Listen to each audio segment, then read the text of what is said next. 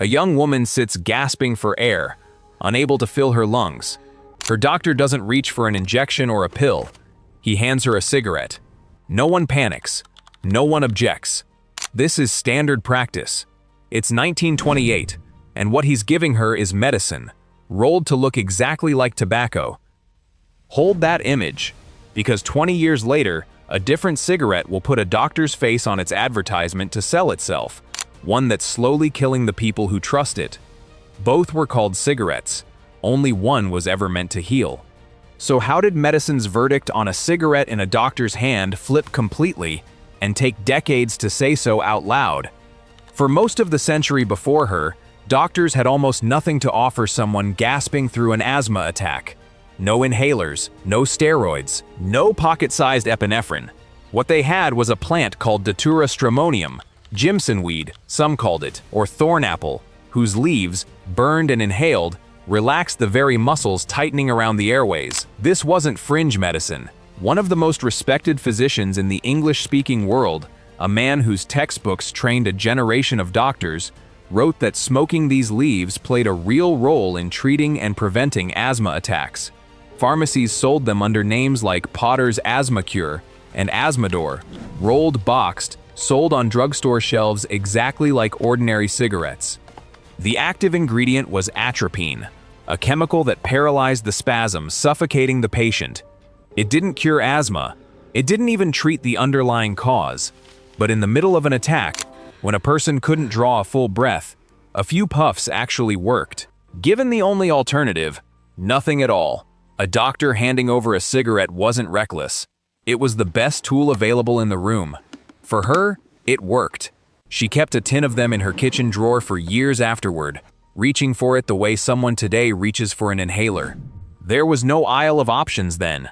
Today, there's a whole wall of them. Something else was happening at the same time, 40 miles from any doctor's office. A machine had just been invented that could roll cigarettes faster than 48 people working by hand. One man bought that machine, built an empire on it, and turned what had been an expensive luxury item into something every household could afford. Tobacco, not stramonium, was about to become the most consumed plant in the country. And the same white coat that had genuinely helped patients breathe was about to be borrowed to sell something else entirely. By the time that machine had turned tobacco into an affordable mass-market habit, cigarette companies faced a problem asthma sellers never had to deal with: a growing public fear that smoking hurt the throat, the lungs, the heart. The same symptoms stramonium was meant to relieve, tobacco seemed to cause. Their answer wasn't better tobacco, it was borrowed authority. One company ran full-page ads claiming that over 20,000 physicians said their cigarette was less irritating to the throat. The methodology wasn't scientific. The doctors had been mailed free cartons, then asked weeks later which brand felt gentler. And it worked. Sales climbed. So did the imitators. A few years after that, a rival campaign leaned on a single sentence that would outlive the product itself. More doctors smoke Camels than any other cigarette. The number attached sounded impressively exact. Over 100,000 physicians surveyed. What the ad never explained was where that survey happened. At medical conventions, in booths outside the lecture halls, moments after doctors were handed complimentary packs on their way in. We'd call this a conflict of interest today. Then, it was just an advertisement. But not everyone in a white coat was fooled. Some physicians privately dismissed these ads as nothing more than paid marketing dressed up as medical opinion. A few said so publicly, in letters to editors that rarely made it past the first page of any magazine. Their objections existed. They just didn't sell cigarettes, so they didn't get printed. That same woman, years older now, watched her husband light a cigarette because his doctor had personally told him this particular brand was gentler on the throat than the others. She didn't question it. Why would she? Her own cigarette, years earlier, had come from a doctor too. If one white coat could be trusted with her lungs, why not another with his? Eventually, the advertising didn't stop at magazines. Cigarette ads were running inside the very medical journals meant to protect patients from exactly this kind of product. Journals doctors themselves read, trusted, and were paid by, indirectly, every time an issue went to print. Everything up to this point had been marketing, trust, and assumption. What came next was a number, and numbers don't care who they embarrass. It started as a whisper in hospital wards, not a headline. Doctors in London had begun noticing something strange. Lung cancer, once rare enough to be a teaching curiosity, was showing up again and again. Nobody could explain why. Some blamed the roads, some blamed factory smoke. Two researchers, Richard Dahl and Austin Bradford Hill, decided to ask the patients instead of guessing. They compared over 1,000 lung cancer cases to patients admitted for other reasons. Same age, same background, same questions about habits. The pattern was too consistent to explain away. The heavier the smoking, the higher the risk. Somewhere in that data was a household just like hers, her husband's smoking habit quietly becoming a line in someone else's spreadsheet. One study, on its own, could still be dismissed as coincidence, so they raised the stakes, tracking tens of thousands of British doctors themselves, the same profession that had spent decades lending its face to those ads, and simply watching what happened to them over time. Back then, running a study like that at all was optional. Nobody had turned the lens on the people doing the prescribing. The results took years, and they were worse than the profession wanted to hear. The doctors who smoked the heaviest were dying of lung cancer at rates nobody had documented before. Not factory workers, not city dwellers with dirty air. Doctors. The same white coats from the advertisements were now appearing in the mortality tables. Word spread. But it spread into a wall. Tobacco companies fought back, not with better cigarettes, but with better doubt. They funded their own studies, quietly engineered to muddy the very question Dahl and Hill had just answered. Doctors who'd smoked for decades called the numbers a coincidence. Some blamed pollution instead. Some simply kept lighting up, the way people do with a warning that hasn't found them personally yet. For over 10 years, the evidence sat in medical libraries, while in those same journals, cigarette advertisements kept running underneath it.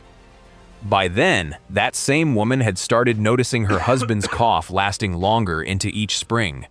She didn't connect it to anything in a British medical journal. Why would she? Nobody had told her to. By the early 60s, people inside the government could feel it coming. Reporters had been briefed and sworn to silence over a report almost no one outside a small committee had read. Tobacco lawyers were already drafting responses to a verdict nobody had announced yet. The public just knew something was coming. Then one Saturday morning changed that. On January 11, 1964, Surgeon General Luther Terry, himself a smoker, a detail he didn't hide, stood in front of a room full of reporters and said what the profession had spent decades avoiding. Cigarette smoking causes lung cancer, causes chronic bronchitis, probably damages the heart. Behind that single announcement stood more than 7,000 scientific studies, reviewed by a committee assembled specifically to settle the question once and for all. That's where the story gets complicated.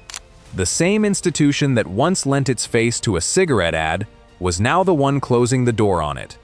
Within a year, warning labels became mandatory on every pack sold in the country. Within 5, those advertisements, the ones with the doctors, the white coats, the reassuring slogans, vanished from television entirely. That woman never lived to see the warning label. She'd died of chronic bronchitis 2 winters before it was printed, from a lifetime spent in a house where someone was always smoking. Her husband did live to see it. He quit within the year. Today, no doctor prescribes a cigarette for asthma. Modern inhalers deliver the same relaxing effects stramonium once offered, measured, controlled, calibrated to a precise dose without a single molecule of smoke entering the lungs. Every cigarette pack sold carries a federal warning printed directly on the box. Physicians appearing in cigarette advertisements are a historical curiosity now, the kind of thing filed away in museum drawers next to old tins labeled simply Stramonium, USP. Her granddaughter carries an inhaler in her bag today, not a tin of stramonium and not a pack of cigarettes. The same relief her grandmother once reached for, minus the smoke, minus the guesswork. Some public health researchers see an echo of that pattern in newer products marketed as safer before their long-term picture is fully known. And somewhere today, that granddaughter reaches for her inhaler without a second thought, never wondering how many decades and how many warnings it took to make that single breath safe. That woman kept two things in her house over the years: a tin of stramonium that had once helped her breathe, and a pack of cigarettes her husband smoked on his doctor's word. She never knew that one was built on real, if incomplete, evidence, and the other on borrowed trust dressed up to look the same. Neither did the doctors who gave them to her. The doctor who handed her that first cigarette was working with the best evidence medicine had. The doctors whose faces later sold a different one had a check they could have run, and didn't. The tragedy isn't that one profession got it wrong. It's how easily borrowed trust let it stay wrong for decades. Two leaves, two industries, one profession that had to learn the hard way that a white coat isn't proof. It's a promise still waiting to be tested, one product at a time. If this changed how you see the history sitting in your own medicine cabinet, that's exactly what Health Evolution TV is here for. The story behind the things we take for granted.